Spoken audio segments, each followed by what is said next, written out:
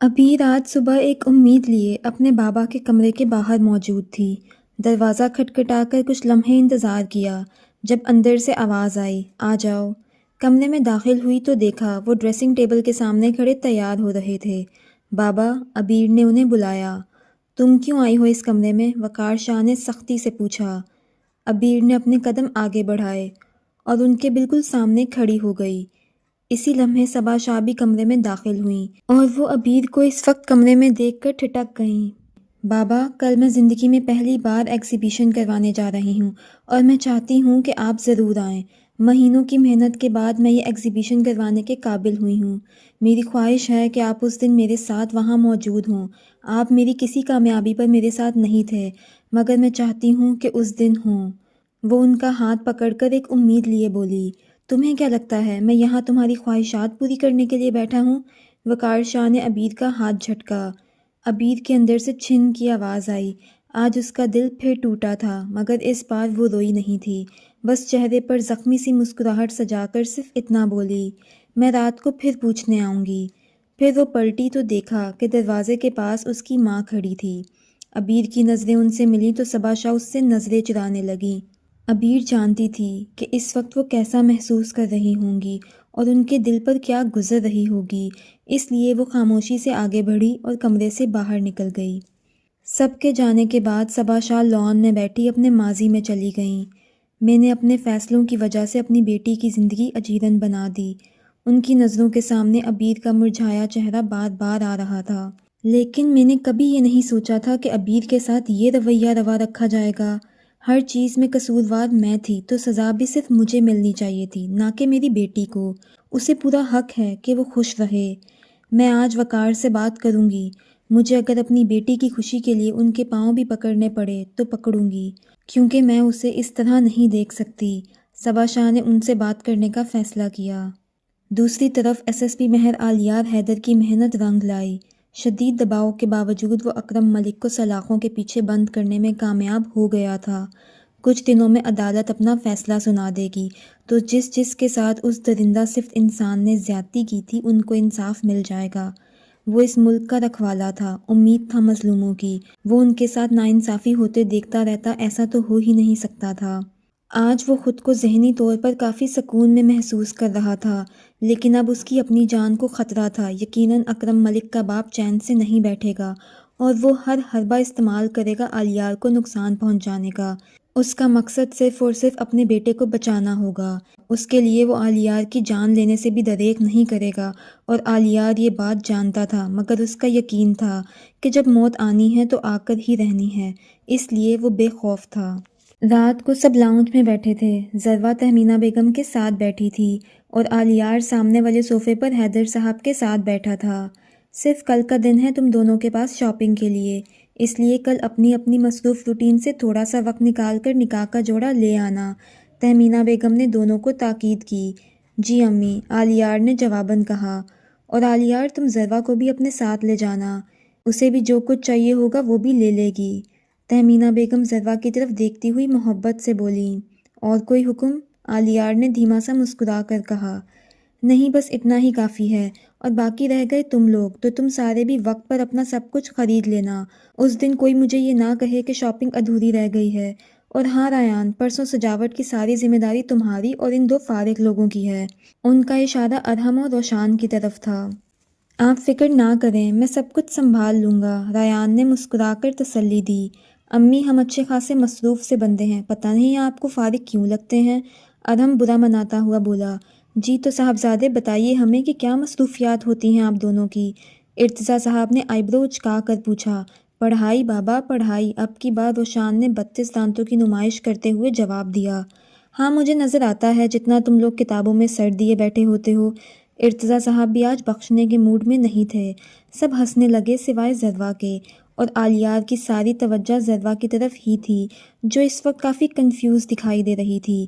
"بیٹا، تم کب سے خاموش بیٹھی ہو، تمہاری طبیعت تو ٹھیک ہے نا"؟ تہمینہ بیگم نے جب ضروا کی خاموشی محسوس کی تو پوچھ بیٹھیں۔ "جی تائی جان، میں ٹھیک ہوں، بس ٹرپ کی وجہ سے ابھی بھی تھوڑی تھکن محسوس ہوتی ہے"، ضروا نے بہانہ بنایا۔ "اور میں کمرے میں جاؤں"، ضروا نے ان سے پوچھا۔ کیونکہ اس وقت وہ یہاں سے بھاگ جانا چاہتی تھی، کیونکہ وہ آلیار کی نظروں کی تپش مسلسل خود پر محسوس کر رہی تھی۔ ہاں جاؤ میری جان، انہوں نے اس کے گال پر ہاتھ رکھ کر پیار سے کہا۔ یہ کہنے کی دیر تھی کہ ذرا اٹھی اور فوراً کمرے میں بند ہو گئی۔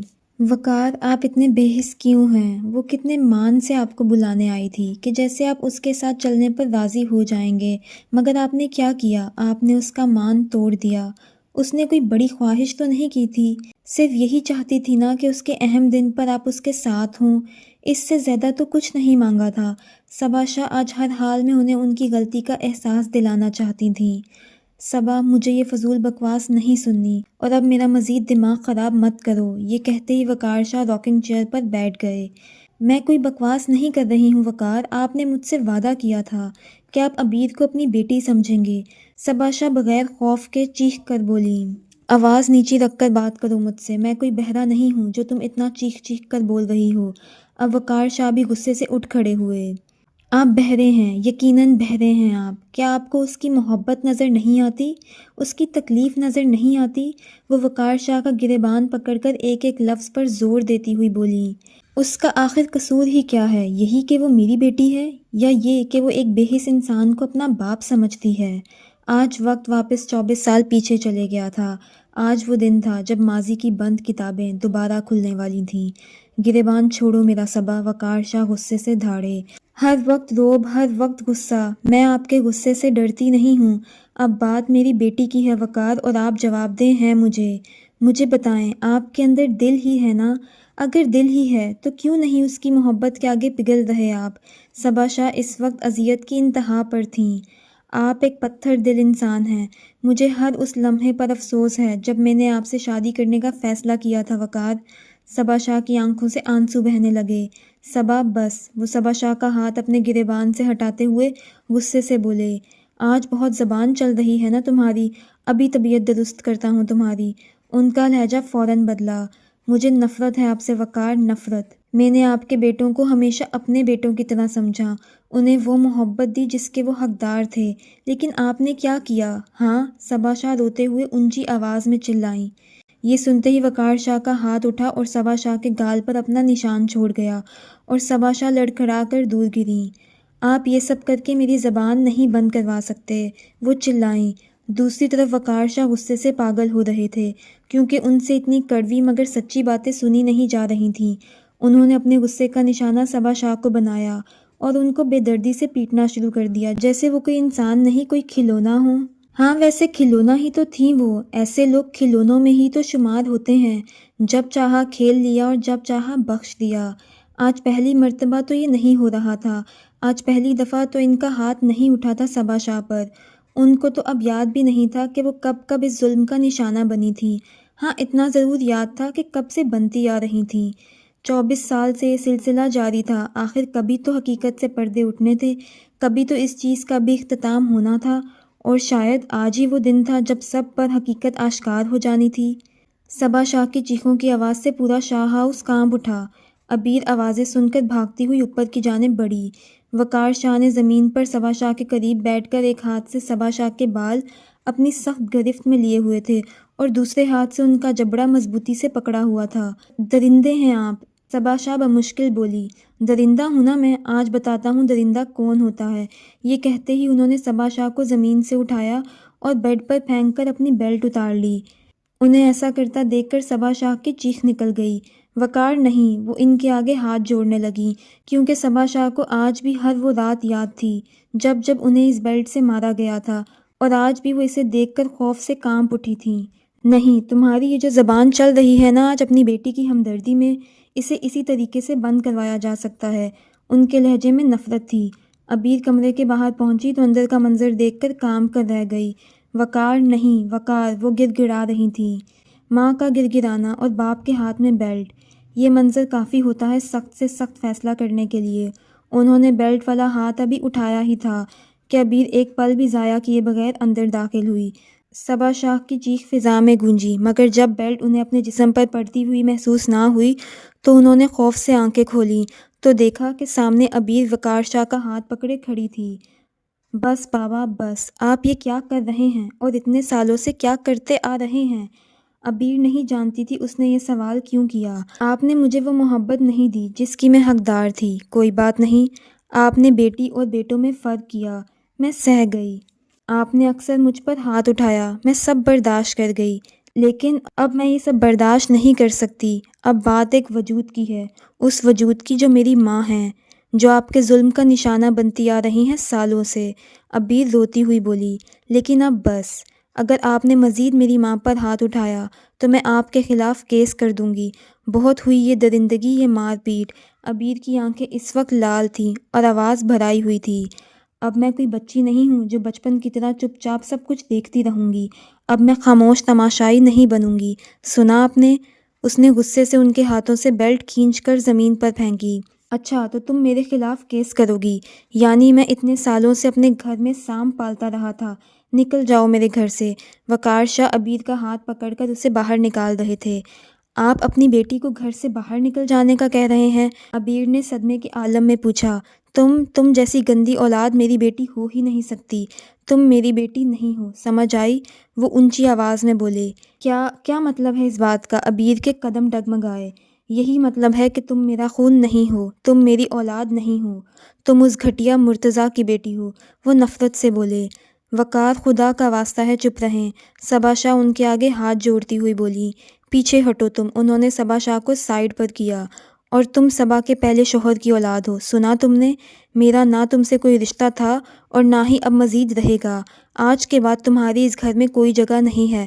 تم نکلو اس گھر سے، یہ گھر میرا ہے اور میں اپنے گھر میں مزید تمہیں برداشت نہیں کر سکتا۔ جاؤ اپنے باپ کے گھر۔ وہ عبیر کو دھکا دینے لگے۔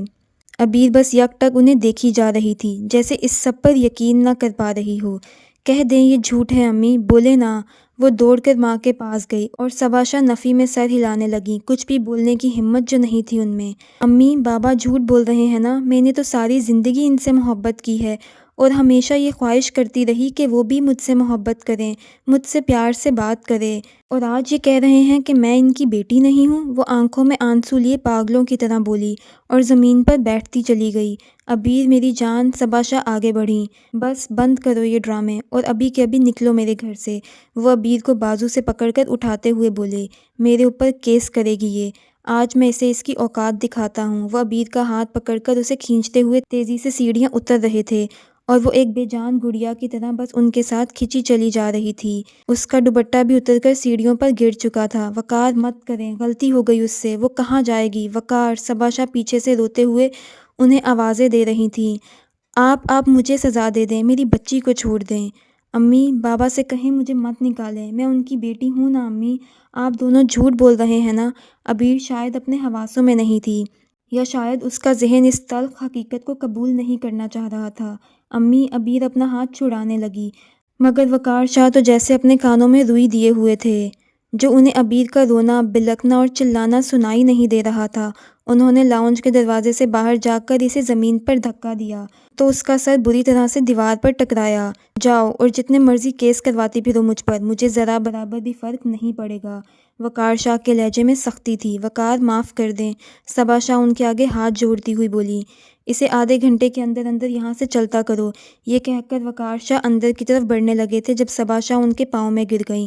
وقار، وہ یہ سب نادانی میں کہہ گئی ہے، آپ کو خدا کا واسطہ ہے اسے معاف کر دیں۔ اتنا عرصہ جو میں نے آپ کے بچوں کی خدمت کی ہے، اس کے صلے اسے معاف کر دیں۔ آئندہ یہ کبھی آپ کے سامنے زبان نہیں چلائے گی وقار۔ وہ مسلسل ان کے پاؤں پکڑے بول رہی تھیں، کیونکہ انہیں ڈر تھا کہ اگر انہوں نے ابھی وقار شاہ کو نہیں روکا تو شاید وہ عبیر کو ہمیشہ ہمیشہ کے لیے کھو دیں گی۔ دوسری طرف عبیر کا دل کر رہا تھا کہ آج اسے موت آ جائے، کیونکہ اس کی ماں عبیر کو چھت دینے کی غرض سے وقار شاہ کے قدموں میں تھیں اور ایک ہی بات دہرائی جا رہی تھیں، آپ کو اپنے بیٹوں کی قسم ہے اسے اس گھر میں رہنے دیجیے۔ بس یہی وہ لمحہ تھا جب وہ عبیر کو اس گھر میں رکھنے پر راضی ہو گئے۔ ٹھیک ہے، مگر یہ آئندہ کے بعد میری نظروں کے سامنے مت آئے اور میں اپنے بیٹوں کے صدقے اسے معاف کرتا ہوں۔ یہ کہتے ہی وہ ایک نظر اسے دیکھ کر اندر کی جانب بڑھ گئے اور ان کے جاتے ہی عبیر ماں سے لپٹ گئی، جیسے ڈر ہو کہ کہیں وہ ان سے بچھڑ نہ جائے۔ رات 11 بجے کا وقت تھا جب ذرا ہمت کر کے آلیار کے کمرے کے باہر پہنچ گئی تھی۔ 2 منٹ تک مسلسل وہ کھڑی دروازے کو گھورتی رہی، جیسے سوچ رہی ہو اندر جاؤں یا نہ۔ پھر ہمت کر کے اس نے دروازہ کھٹکھٹایا۔ آلیار جانتا تھا کہ اس وقت کون ہو سکتا ہے۔ اس لیے فوراً بولا، آ جاؤ۔ دروازہ کھول کر اس نے آہستہ آہستہ کمرے میں قدم رکھا۔ آلیار صوفے پر بیٹھا کچھ فائلز دیکھ رہا تھا۔ جب دروازہ کھلنے کی آواز پر اس نے نظریں اٹھائیں اور ذروہ کو دیکھا جو دروازہ پکڑے وہیں کھڑی تھی۔ اب اندر آ گئی ہو تو دروازہ بھی بند کر دو، یا دروازے کے درمیان میں کھڑے رہنے کا ارادہ ہے تمہارا؟ آلیار نے سنجیدگی سے پوچھا۔ نہیں نہیں، یہ کہہ کر وہ ہڑبڑا کر آگے ہوئی اور دروازہ بند ہوتا چلا گیا۔ ذروہ چلتی ہوئی اس کے صوفے کے پاس آئی اور سوچنے لگی کہ کہاں سے بات شروع کرے۔ اسے ایسے ہی کھڑا دیکھ کر آلیار چڑھ کر بولا، اب کیا تمہیں بولنے کا بھی مجھے اسپیشل انویٹیشن دینا پڑے گا؟ نہیں نہیں، وہ مجھے بس آپ سے اس دن سے متعلق کچھ بات کرنی تھی۔ گھبراہٹ ذروہ کے چہرے پر واضح تھی اور آلیار جانتا تھا کہ وہ اس کی وجہ سے گھبرا رہی ہے۔ کیا بات؟ اس نے آئی برو چکا کر پوچھا۔ مجھے آپ سے سوری کہنا تھا۔ وہ کیوں؟ آلیار انجان بنا۔ مجھے آپ سے جھوٹ نہیں بولنا چاہیے تھا، اس لیے۔ ذروہ نے وجہ بتائی۔ اوکے جاؤ، آلیار نے سنجیدگی سے کہتے ہی بات ختم کی۔ ذروہ آلیار کی شکل دیکھتی رہ گئی مگر ایک قدم بھی نہیں ہلی وہاں سے۔ میں نے کچھ کہا ہے ذروہ، سمجھ نہیں آئی میری بات؟ آلیار سختی سے بولا اور اٹھ کھڑا ہوا۔ آپ ایسا کیوں کر رہے ہیں؟ میں معافی تو مانگ رہی ہوں آپ سے۔ یہ کہتے ہی ذروہ دونوں ہاتھ چہرے پر رکھ کر رونا شروع ہو گئی۔ اسے روتا دیکھ کر آلیار کا دماغ گھوم رہا تھا اور وہ کھڑی اس کا ضبط آزما رہی تھی۔ مجھے الجھن ہے ان لوگوں سے جو پہلے غلطی کرتے ہیں اور بعد میں رونے بیٹھ جاتے ہیں، وہ اس کے سامنے آتا ہوا غصے سے بولا۔ اسے غصے میں دیکھ کر ذروہ کے رونے میں اور تیزی آ گئی اور آلیار سینے پر ہاتھ باندھے اسے دیکھی جا رہا تھا جو چپ ہونے کا نام ہی نہیں لے رہی تھی۔ اور ابھی تو حقیقتاً آلیار نے اسے کچھ کہا ہی نہیں تھا۔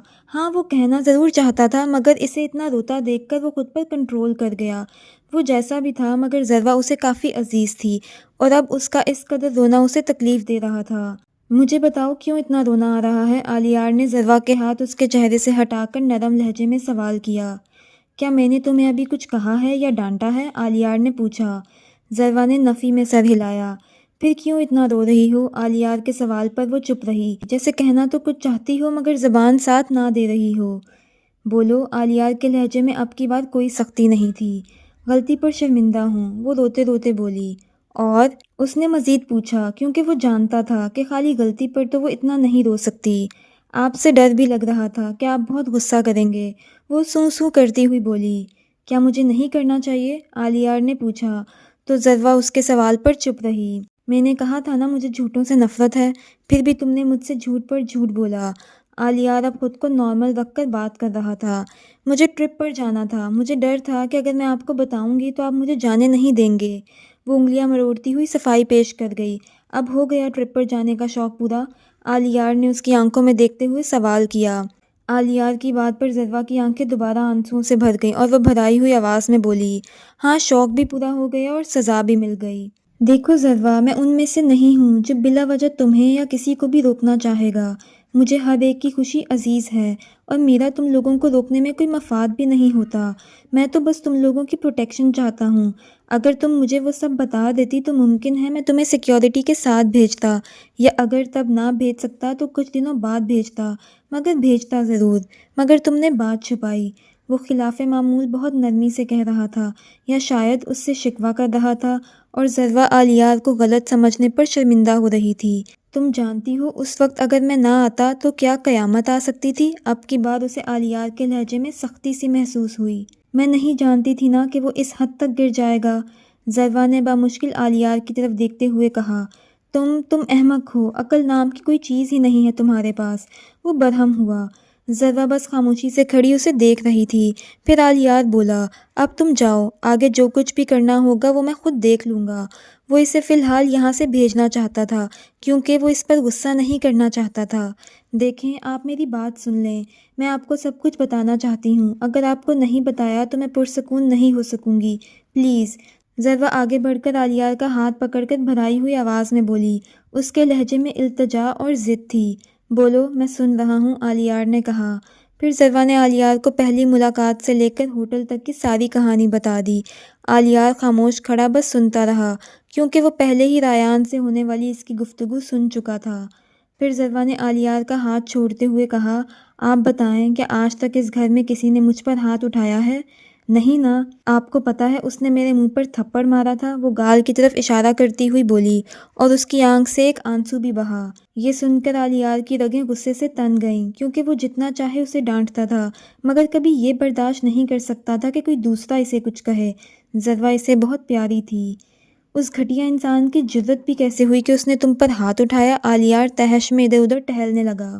میں زندہ نہیں چھوڑوں گا اسے، وہ چلا کر بولا اور ٹیبل پر پڑی فائلز غصے سے زمین پر پھینک دی۔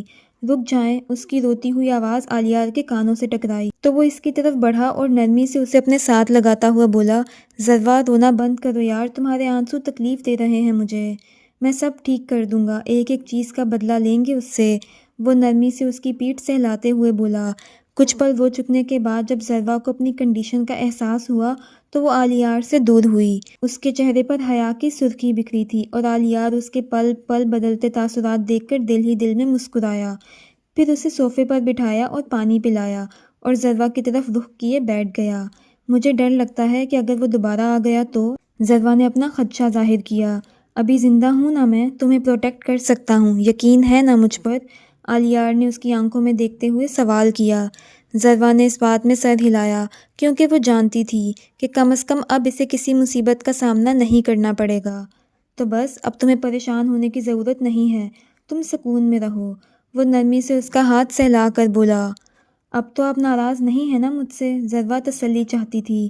نہیں، آلیار مسکرائے بغیر نہ رہ سکا۔ دوبارہ کبھی اس قسم کے حالات سے تمہارا سامنا ہو تو خود کو اتنا پریشان کرنے کی ضرورت نہیں ہے، اتنی چھوٹی سی ہو تم اور فکریں اتنی بڑی بڑی پالی ہوتی ہیں۔ مانتا ہوں کہ میں سنجیدہ سا بندہ ہوں مگر اپنے قریبی لوگوں کی پرواہ کرتا ہوں، کبھی یہ سوچ کر کچھ بتانے سے مت رک جایا کرو کہ میں کہیں کچھ کہہ نہ دوں یا ڈانٹ نہ دوں تمہیں، اور یقین کرو میں کچھ نہیں کہوں گا اگر تم سچ بولو گی مجھ سے ہمیشہ، آلیار اسے سمجھا رہا تھا۔ ٹھیک ہے، ذروہ کے چہرے پر مسکراہٹ آئی۔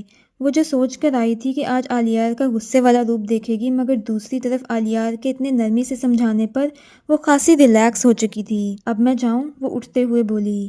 ہاں جاؤ، پر جانے سے پہلے ایک بات تو بتاتی جاؤ۔ جی بولیں، ذروہ واپس مڑتی ہوئی بولی۔ آر یو شور کہ تم مجھ جیسے سخت مزاج انسان کے ساتھ ساری زندگی گزار لو گی جو تمہارے کہنے کے مطابق تم پر پابندیاں بھی لگاتا ہے؟ آلیار شاید آج سارے حساب چکتا کرنے کے موڈ میں تھا۔ مجھے آپ کا ساتھ قبول ہے، اور رہی بات آپ کے مزاج کی، تو وقت آہستہ آہستہ انسان کو بدل ہی دیتا ہے، وہ پر اعتماد لہجے میں بولی۔ اس معاملے میں آپ غلط بھی ہو سکتی ہیں محترمہ، وہ اپنے مزاج کے خلاف اسے تنگ کر رہا تھا۔ دیکھیں گے، وہ کندھے اچکا کر بولی اور فوراً باہر نکل گئی۔